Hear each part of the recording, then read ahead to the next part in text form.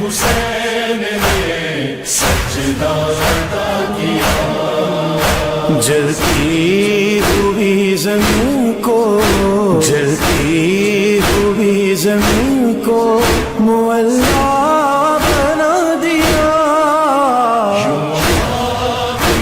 حسین نے سجدہ ادا کیا۔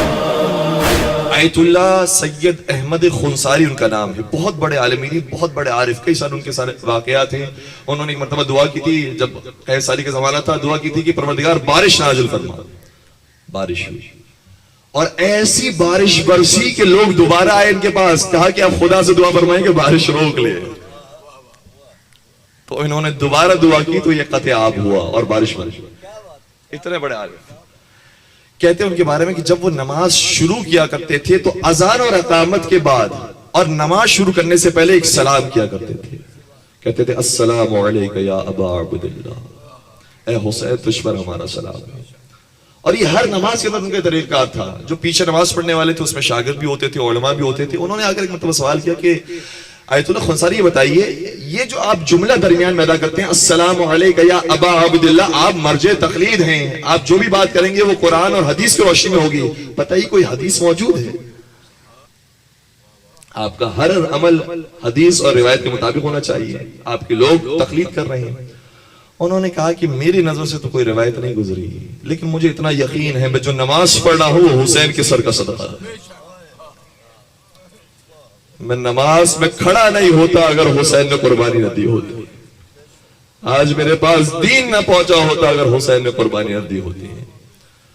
تو ان کا طریقہ غار یہ ہوتا تھا۔ اور پھر یہ بیان بھی فرماتے، ظاہر آیت اللہ بہجت کا جملہ یہ ہے کہ اگر کوئی شخص اپنی نماز میں خلوص پیدا کرنا چاہتا ہو تو نماز سے پہلے کہے السلام علیک یا ابا عبداللہ، اے حسین تجھ پر میرا سلام، خود بخود نماز میں خلوص آ جائے گا۔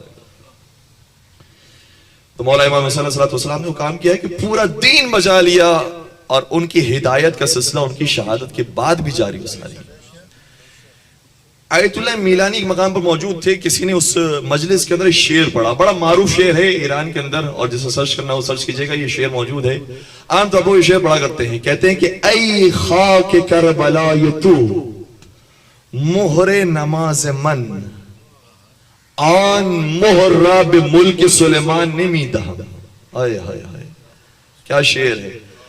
کہتے ہیں کہ اے خاک کربلا تو، اے حسین تیری خاک کا کیا کہنا، تیری خاک وہ ہے جو میری نمازوں کے سجدے میں مہر بنتی ہے، یہ میری نماز کا حصہ بن گئی ہے، یہ سجدگاہ بن گئی ہے۔ اور پھر آگے کہتے ہیں کہ اس سجدگاہ کو جس میں آپ کا لہو شامل ہوا ہے، میں اس سجدگاہ کو سلیمان کی حکومت کے بدلے بھی عوض نہیں کروں گا، سلیمان کی حکومت کے بدلے بھی میں اسے تبدیل نہیں کروں گا۔ جب یہ شعر کہا ایک مقام پر ایک مجلس کے اندر تو آیت اللہ میلانی موجود تھے، بہت بڑے بزرگ ہیں، انہوں نے کہا کہ اس شعر کی ذرا اصلاح کرو، تم نے یہ کہا کہ اے خاک کربلا یہ تو مہر نماز من، اے خاک کربلا تو میری نماز کو مہر بن گیا ہے۔ کہو نہیں، اے خاک کربلا یہ تو اصل نماز من، اے خاک کربلا تو صرف میرا مور نہیں بنا ہے، پوری نماز ہی تو بن گیا۔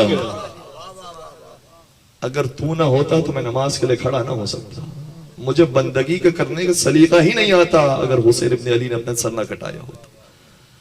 تو حسین ابن علی کی جو ہدایت ہے وہ شہادت کے بعد بھی جاری و ساری ہے۔ تو مولا حسین علیہ السلام کی کل کی خطبہ میں ہم نے آپ کی خطبہ میں عرض کیا تھا کہ 10 محرم تک مولا امام حسین اپنا خون پیش کر رہے ہیں، لیکن اسی ہدایت کی خاطر مولا سید سجاد اپنے خون کو بچا رہے ہیں۔